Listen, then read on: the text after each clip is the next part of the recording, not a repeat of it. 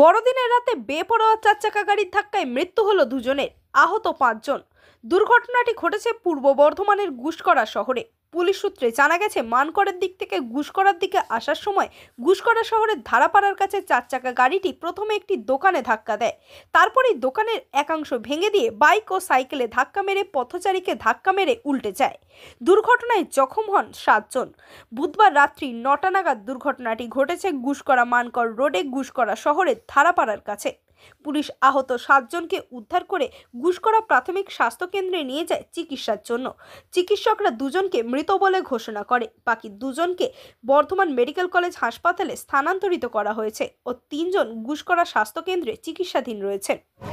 Drink করে গাড়ি চালাচ্ছিল, ফুল স্পিডে ছিল গাড়িটা, আসছিল মানকড় রোড হয়ে। তারপর এখানে এসে অ্যাক্সিডেন্ট করেছে।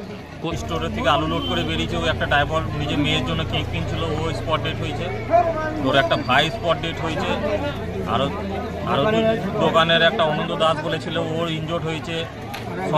সঞ্জয় বলে একটা ছেলে ছিল, ও ইনজোর্ড হয়েছে।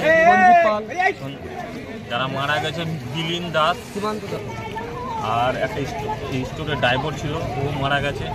আর একজনে কে মারা গেছে ওকে চিনি না, আপাতত বুঝতে পারিনি কে বটে।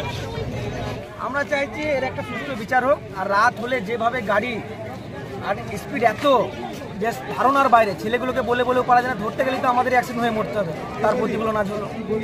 এত স্পিড আর এত ড্রিঙ্ক করে যে মদ খেয়েছে, গাড়ির মধ্যে বোতলও ছিল।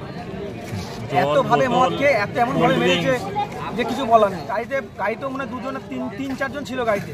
যে কটা ছিল সব কটাকে নিয়ে হাসপাতালে পাঠানো। এবার হাসপাতাল থেকে সঠিক খবরটা পাওয়া যায়।